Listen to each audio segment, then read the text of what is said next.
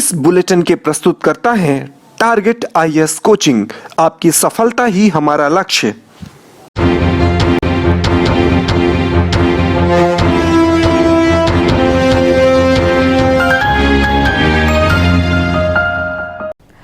नमस्कार, आप देख रहे हैं रीवा दर्शन। मैं सचेता बघेल आपके साथ। आइए जान लेते हैं क्या है आज की प्रमुख खबरें। भ्रष्टाचार के खिलाफ लोकायुक्त पुलिस की बड़ी कार्यवाही। 36,000 रुपए की रिश्वत लेते त्योथर जनपद का एपीओ पकड़ाया। देश भर में फिर बढ़ने लगी कोरोना मरीजों की संख्या, जिसे देखते हुए वैक्सीन लगवाने उमड़ रही है भीड़। भिक्षावृत्ति करने वाली एक महिला की दरिंदों ने पत्थर से कुचलकर कर दी हत्या। और 14 को रीवा में विशाल किसान महापंचायत का आगाज। आंदोलन में शामिल होने रीवा आ रहे हैं राकेश टिकैत समेत अन्य दिग्गज नेता। आइए जान लेते हैं इन खबरों को विस्तार से।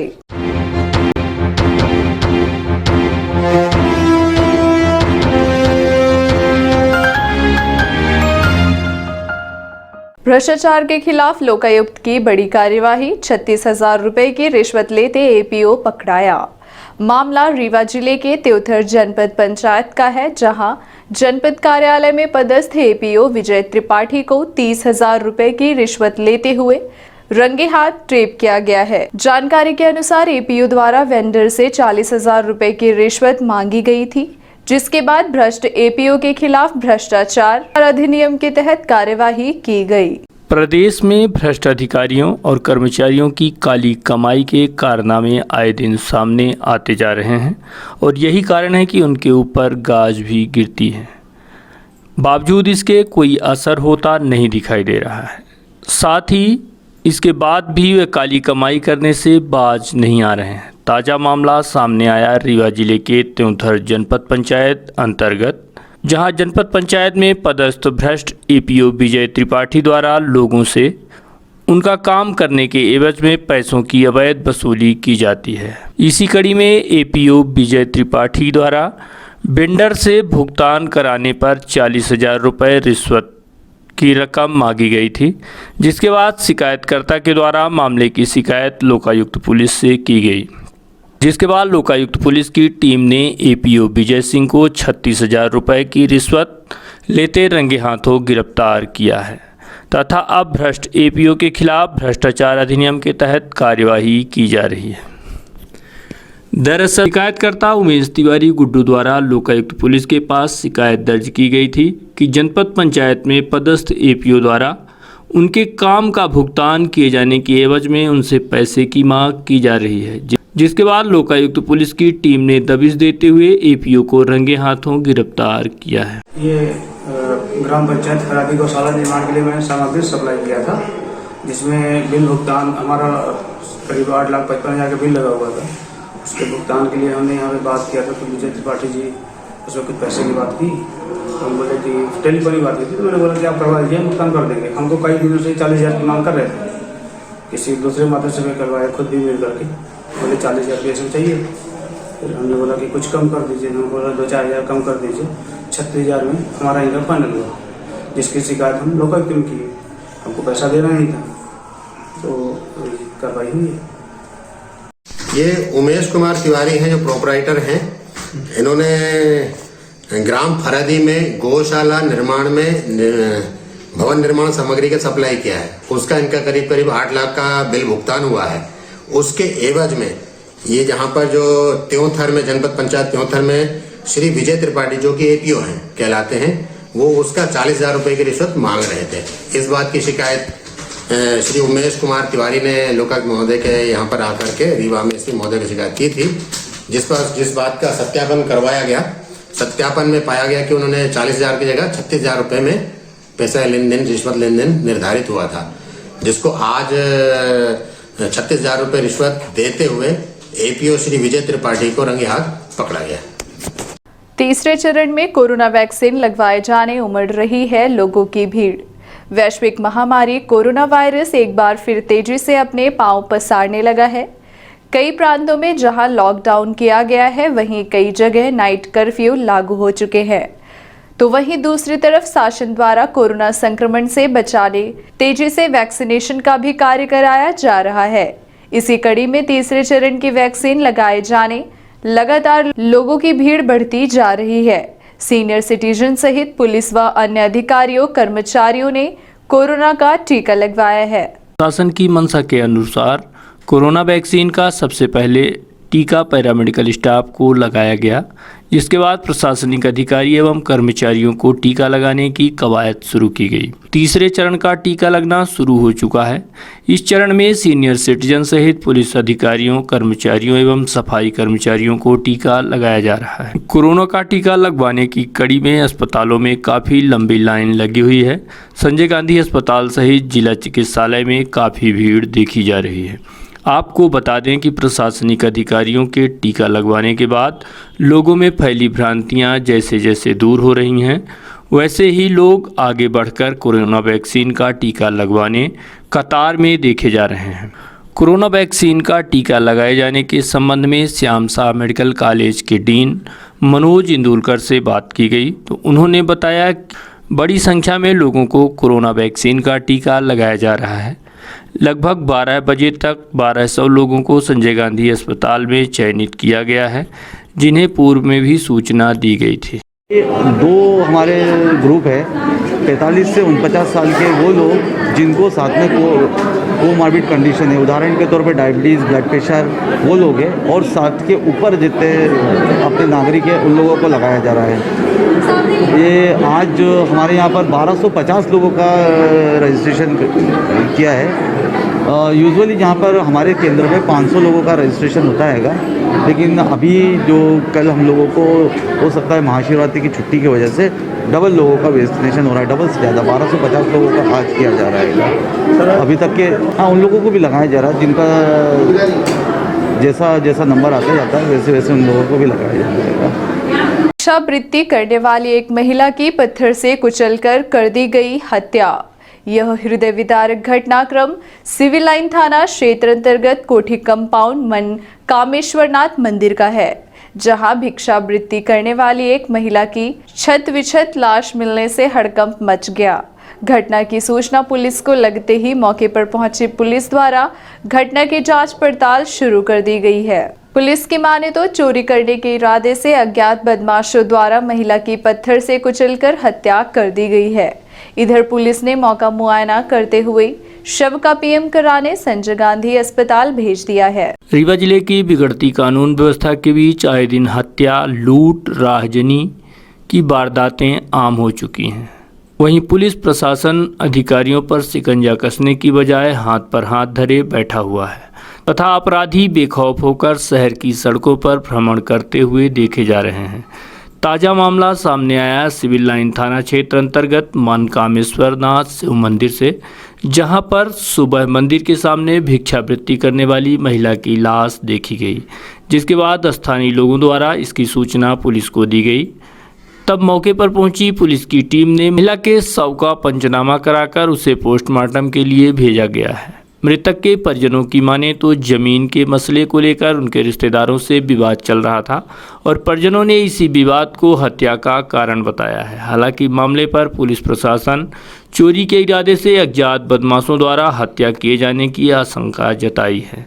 फिलहाल पुलिस द्वारा मामले की छानबीन की जा रही है। यह भी बताया जा रहा है कि सुबह शिव मंदिर के सामने महिला की लाश मिली, जिसके बाद पुलिस की टीम ने जांच किया तो पाया कि तकरीबन 200 मीटर की दूरी पर न्यायालय के समीप महिला का सामान एवं उसकी पेटी बरामद हुई है, जिसकी वजह से पुलिस ने चोरी के इरादे से हत्या की ओर ध्यान केंद्रित करते हुए मामले की जांच शुरू की है। आपको बता दें कि 2 दिनों के भीतर जिले के अंदर हत्या की यह दूसरी वारदात है, जिसके कारण अब लचर कानून व्यवस्था की पोल खुलती नजर आ रही है। वहीं अपराधी पुलिस की नाक के नीचे खुलेआम सड़कों पर घूम रहे हैं। बावजूद इसके अपराधियों पर शिकंजा कसने की बजाय पुलिस के आला अधिकारी अन्य कार्यवाही के माध्यम से अपनी पीठ थपथपाने में लगे हुए हैं। मेरा नाम ममता सिंह है, मेरी मम्मी सावित्री सिंह है। कौन है आपकी?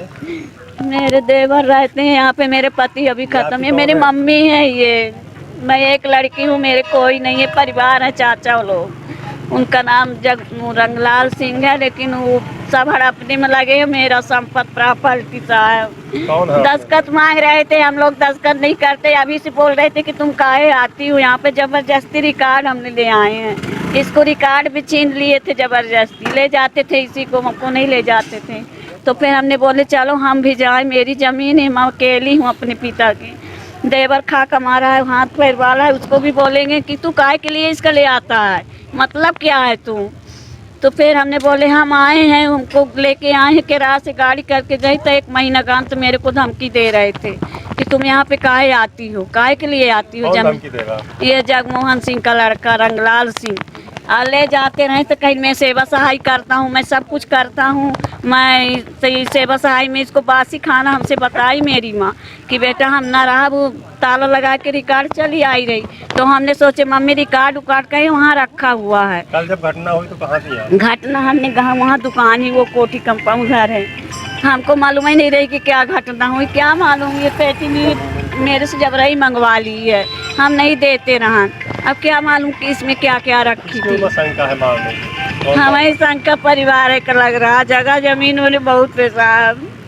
सबसे परेशान कर रहे थे? हम गांव गए थे तो हमारा आज 1 महीना जब से पति खत्म हो गए, जब से परेशान कर रहे हैं। वो देवरों को करा था कि तू डेरा लेगा, थाका लेगा, हम नहीं देंगे डेरा थाका। तो मंदिर के सामने कुछ भिक्षावृत्ति करने वाली एक महिला है, बहुत सारे लोग रहते हैं, उसमें एक महिला भी रहती थी, सावित्री सिंह कोटा की रहने वाली है, पनवार थाने की। उसकी किसी अज्ञात व्यक्ति ने ईंट से उसके सर में चोट पहुंचा करके कई चोटें पहुंचाई हैं, हत्या कर दी है। उसकी पेटी जो थी, उसका जो भी सामान था तो ले गए थे वहाँ न्यायालय के पीछे जहाँ पार्किंग है वहाँ पर मिला है। अब संदेहियों पर CCTV फुटेज देखे जा रहे हैं, संदेही की तलाश की जा रही है। चोरी करने का भी हत्या हो सकता है, जैसा कि उसकी लड़की बताती है कि उसका कुछ ज़मीन का विवाद उसके गांव में था, उस एंगल पर भी हम विवेचना करेंगे, कुछ भी संभव हो सकता है। 14 तारीख को विशाल किसान पंचायत में शामिल होने रीवा आ रहे हैं राकेश टिकैत समेत कई दिग्गज। रीवा में चल रहे धरना व विरोध प्रदर्शन के बाद 14 मार्च को किसान महापंचायत का आयोजन संयुक्त किसान मोर्चा के तत्वावधान में किया जा रहा है। इसी कार्यक्रम की तैयारी का जायजा लेने मोर्चा पदाधिकारियों ने करैया आयोजित किसान महापंचायत कार्यक्रम का निरीक्षण करने संयुक्त किसान मोर्चा के इस अवसर पर प्रमुख रूप से भैयालाल त्रिपाठी, मास्टर बुद्धसेन पटेल, रामजीत सिंह, किसान नेता सुब्रतमणि कुंवर सिंह, गिरजेश सिंह, अनिल सिंह पिंटू के अलावा अन्य आंदोलनकारी नेता व किसान शामिल रहे। आयोजित किसान महापंचायत को लेकर एडवोकेट शिव सिंह से बात की गई तो उन्होंने इस संबंध में विस्तार से जानकारी देते हुए अपनी मांगों के संबंध में जानकारी दी। 14 मार्च को और सम्मेलन में ज़्यादा से ज़्यादा लोगों के पहुंचने की अपील भी की, जिसमें संयुक्त किसान मोर्चे के राष्ट्रीय संयोजक चौधरी राकेश टिकैत जी, अमराराम जी, सरदार पुन्नेवाल जी सहित तमाम दिग्गज नेता पधार रहे हैं, जिसकी तैयारी लगभग हम लोगों ने पूर्ण कर लिया है। यहाँ मीडिया को बैठने के लिए भी व्यवस्था है, विशिष्ट अतिथियों को है और सामने मंच है। ये सारी व्यवस्था हमारे अन्नदाता किसान साथियों के लिए है। पूरी तैयारी पूर्ण कर ली गई है और कल माननीय टिकैत जी पश्चिम बंगाल से चल। सड़क दुर्घटनाओं को कम किए जाने को लेकर पुलिस कंट्रोल रूम में अहम बैठक में रीवा पुलिस अधीक्षक राकेश कुमार सिंह द्वारा जिले भर के आला पुलिस अधिकारियों समेत थाना प्रभारियों। बैठक में प्रमुख रूप से एडिशनल SP शिव कुमार वर्मा एवं मऊगंज एडिशनल SP विजय डावर के अलावा जिले भर के SDOP, थाना प्रभारी एवं अन्य अपराधों को भी कम किए जाने की रणनीति तैयार की गई। इसी के संबंध में उपस्थित पुलिस अधिकारियों को जानकारी भी दी गई। सड़क हादसे को कम करने की दिशा में मोबाइल वेब एप्लीकेशन की बारीकी से जानकारी, एप्लीकेशंस को फिट करना है या उसका इस्तेमाल करना है, इस संबंध में विस्तार से जानकारी देते हुए इसे अनिवार्य बताया गया है। साथ ही इसे कैसे इस्तेमाल करना है यह जानकारी भी प्रैक्टिकल करके दिखाई गई। मोबाइल नंबर चालू है, वेबिनार है 20 तारीख को, 20 मार्च को वेबिनार है। उसके माध्यम से पुलिस मुख्यालय निर्देश देगा इन महिला डेस्क प्रभारियों के लिए। तो जो नंबर आपके डेस्क प्रभारी के हैं सुनिश्चित करा लेना कि वो चालू रहे। उसमें जो मैं नाम पढ़ रहा हूँ वो थोड़ा सा ध्यान में दिया। गोविंदगढ़ आप अपने टैक्स प्रभारी को देखना, नंबर चालू नहीं था, क्लियर कराओ अभी, बताओ इनको ये प्रतिवेदन भेजना है, नेगेटिव जा रहा है। रायपुर थाना प्रभारी रायपुर, ब्रिगेड बैकलपुर नहीं आए हैं।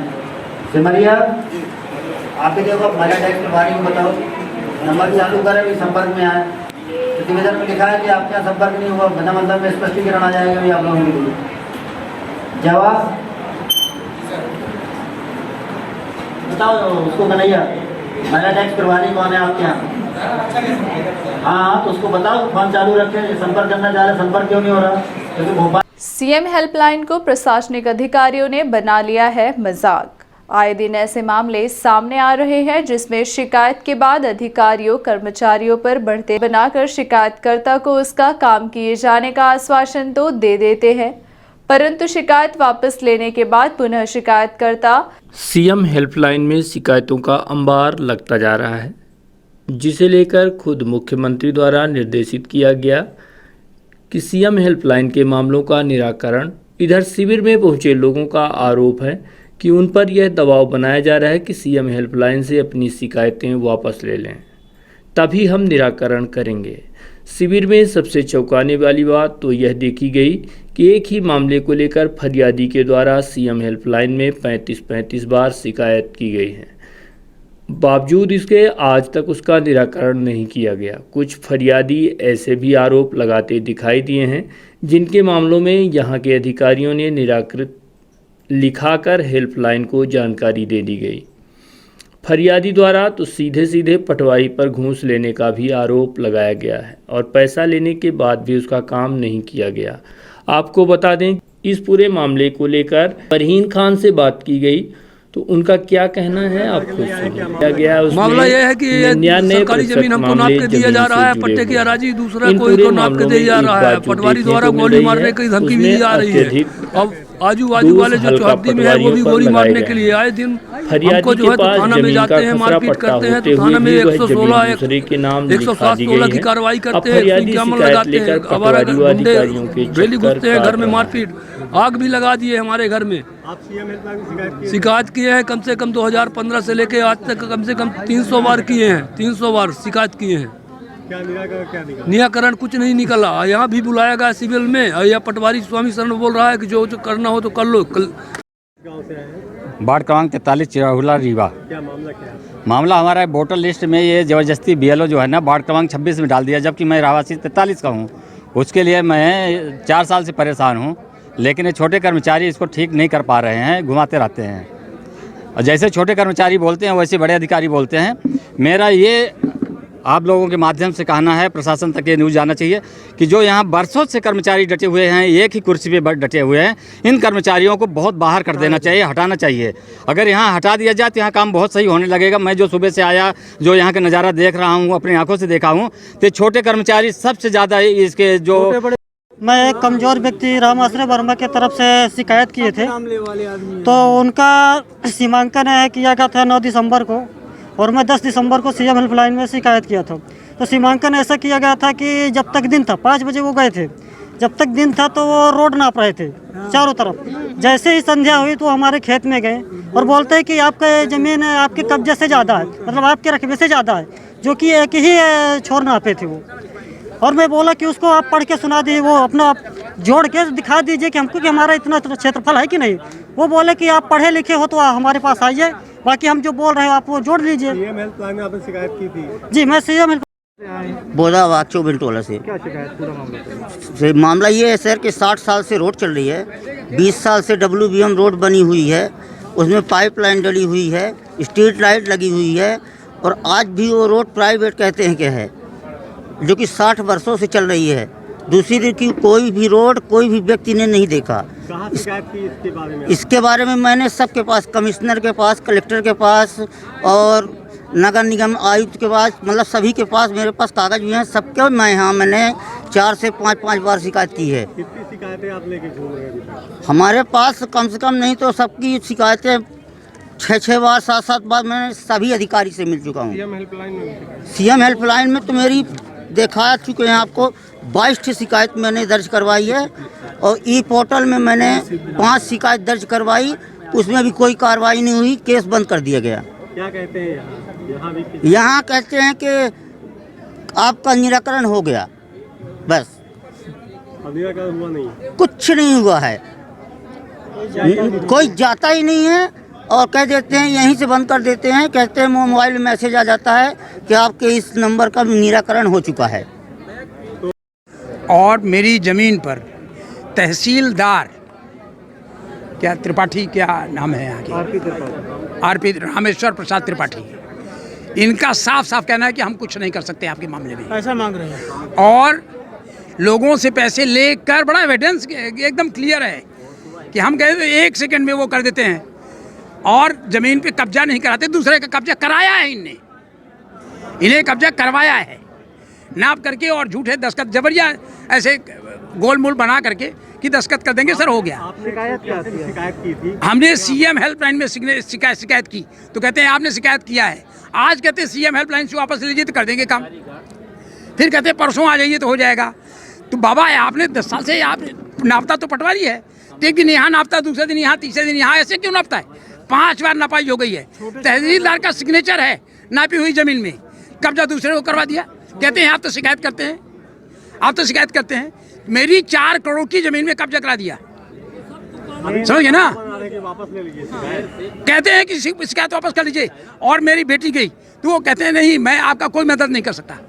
और दूसरे कहते अनंतपुर में है, वार्ड क्रमांक 10 में, अनंतपुर में।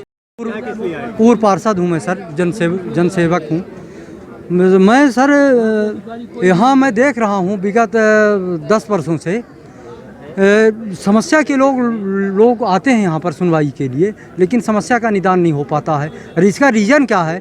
इसका रीज़न ये है कि जो स्थानीय के यहाँ पे जो अधिकारी कर्मचारी हैं वो स्थानीय होने के कारण राजनीति से जुड़े हुए हैं, नेताओं से जुड़े हुए हैं, वो आम पब्लिक का काम न करके और वो भ्रष्टाचार में डूबे हुए लोग हैं। और इनको जब तक नहीं हटाया जाएगा तो ये आम जनता की, चाहे ये जन सुनवाई केंद्र हो, चाहे ये कलेक्टर महोदय हों, या चाहे कोई सीएम ऑनलाइन में कोई शिकायत करे, कोई सुनने वाला नहीं रहेगा। जी शिकायत क्या थी? हम जनता की शिकायत है, आप देखें, सब लोगों से पूछें, हम लोगों की भी शिकायतें हैं सर। यहाँ अगर नामांतरण के लिए आदमी कोई देता है तो ये आपस में मिली भगत करते हैं। पटवारी जो आरआई, जो यहाँ के आरआई हैं, जो तहसीलदार हैं, ये सब मिले हुए हैं। और आज यहाँ पे तहसील परिषद में कलेक्टर महोदय के निर्देश अनुसार जितनी भी सीएम हेल्पलाइन हमारे आईडीज़ पर पेंडिंग है उसके निराकरण के लिए शिविर लगाया गया है। यहाँ पर जितने भी शिकायतकर्ता थे उन सभी को बुलाया गया है। उनके यदि कोई दस्तावेज कम थे उनके प्रकरणों में तो उसका निराकरण किया जा रहा है। यदि किसी का फील्ड विजिट है, किसी का सीमांकन है, ऋण पुस्तिका है, तो उसकी शिकायतें उनको यहाँ बुला करके संतुष्टि से बन कराएंगे। आरोप है कि शिकायत वापस लेने का दबाव बनाया जा रहा है। बिल्कुल नहीं, हम लोग सिर्फ उनको बोल रहे हैं कि आपका जिसका काम हो जा रहा है वो तो खुद संतुष्टि से बंद कर दे रहे हैं। आपको ऐसे लोग भी मिलेंगे जो संतुष्टि से बंद कर दे रहे हैं। बहुत से लोगों ने आरोप लगाया है कि जबरदस्ती। बिल्कुल नहीं, देखिए फ़ोन तो उन्हें खुद ही लगाना है। अब जब तक वो कॉल नहीं करेंगे तो थोड़ी होगा। तो ये तो अच्छी चीज़ है सीएम हेल्पलाइन की कि शिकायत करता अपने आप ही बंद करता है शिकायत। हम केवल उनको समझा रहे हैं कि यदि उनका प्रकरण जिस तरीके से निराकृत हो सकता है उसका उनको सही एडवाइस देने के लिए बुलाया हुआ है, क्योंकि बहुत सारे स्वर साधना संगीत महोत्सव में शामिल होंगे विधानसभा अध्यक्ष गिरीश गौतम। 14 मार्च को आयोजित स्वर साधना संगीत महोत्सव का भव्य आयोजन महामृत्युंजय कॉलोनी बोदाबाग रीवा में आयोजित किया जा रहा है। आयोजित स्वर साधना संगीत महोत्सव में बतौर मुख्य अतिथि विधानसभा अध्यक्ष गिरीश गौतम मौजूद रहेंगे। इसके अलावा विधायक केपी त्रिपाठी, भाजपा जिला अध्यक्ष डॉक्टर अजय सिंह के अलावा पूर्व सांसद देवराज सिंह के साथ साथ नगर भर के गणमान्य जन, कलाकार, साहित्यकार, पत्रकार एवं नगर भर के संगीत प्रेमी मौजूद रहेंगे। राष्ट्रीय स्तर के तबलावादक मास्टर SS की प्रस्तुति से समूचा बिंद झूमेगा। के साथ हारमोनियम में दिनेश अग्रवाल साथ देंगे। तत्पश्चात राष्ट्रीय शास्त्रीय गायक पंडित पुष्पेंद्र द्विवेदी का शास्त्रीय गायन होगा। वहीं बड़े गुरुओं से शिक्षा प्राप्त व हिंदुस्तान की कई बड़े मंचों पर अपनी गायकी के माध्यम से धूम मचाने वाली निहारिका गौतम द्वारा ठुमरी गायन की विशेष प्रस्तुति दी जाएगी। तबले पर डॉक्टर राजकिशोर मिश्रा साथ देंगे। SS टीम कला साधकों द्वारा शास्त्रीय नृत्य गायन व तबला वादन प्रस्तुत किया जाएगा। इन कलाकारों के गायन में अमित सोनी द्वारा तबले पर संगत दी जाएगी। यह पूरा कार्यक्रम भारतीय संस्कृत को बढ़ावा देने की दिशा में भारतीय संस्कृत संगीत की एक से बढ़कर एक प्रस्तुतियां दी जाएंगी। कार्यक्रम का संचालन कृपाशंकर पांडे व संदीप गौतम द्वारा किया जाएगा। तत्पश्चात सभी कलाकारों का सम्मान भी किया जाएगा। शनिवार को सुबह से सिमरिया विधायक केपी त्रिपाठी क्षेत्र के समुचित विकास को अमली जामा पहनाने की दिशा में Rewa collector doctor Ilaiyaraja T समेत अन्य प्रशासनिक अधिकारियों के साथ क्षेत्र भर के विकास कार्य कराए जाने की दिशा में भ्रमण किया गया। साथ ही चल रहे निर्माण कार्यों का भी निरीक्षण किया गया। इस दौरान विधायक केपी त्रिपाठी के साथ Rewa collector doctor Ilaiyaraja T, Sirmour SDM Neelmani Agnihotri, नगर परिषद सिमरिया प्रशासक अनुपम पांडे, मुख्य कार्यपालन अधिकारी बाल गोविंद चतुर्वेदी, पीडब्ल्यूडी एसडीओ सुधीर शुक्ला समेत अन्य अधिकारी कर्मचारी शामिल रहे, जिनके द्वारा हनुमान पार्क स्थित सब्जी मंडी की दुकानों के साथ जर्जर हो चुकी पानी की टंकी, पोखरी, तालाब तथा शंकर जी तालाब के सौंदर्यीकरण के साथ साथ अन्य विकास कार्यों का निरीक्षण किया गया। इसके अलावा नगर परिषद के समक्ष लक्ष्मणबाग संस्थान की अधूरी पड़ी दुकानों को पूरा करने सहित शासकीय महाविद्यालय सिमरिया व रतहरा तालाब समेत अन्य सरकारी परिसंपत्तियों को संरक्षित एवं संवर्धित कर सिमरिया को स्वच्छ एवं विकसित सिमरिया बनाए जाने की रणनीति तैयार की गई।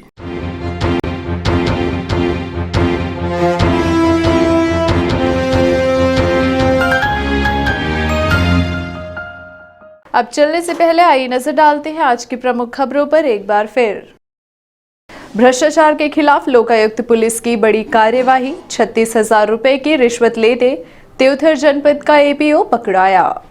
देश भर में फिर बढ़ने लगी कोरोना मरीजों की संख्या, जिसे देखते हुए वैक्सीन लगवाने उमड़ रही है भीड़। भिक्षावृत्ति करने वाली एक महिला की दरिंदों ने पत्थर से कुचलकर कर दी हत्या। और 14 को रीवा में विशाल किसान महापंचायत का आगाज। आंदोलन में शामिल होने रीवा आ रहे हैं राकेश टिकैत समेत अन्य दिग्गज नेता। ये थी आज की प्रमुख खबरें। आगे की खबरों के लिए बने रहे रीवा दर्शन के साथ। दीजिए हमें इजाजत। नमस्कार।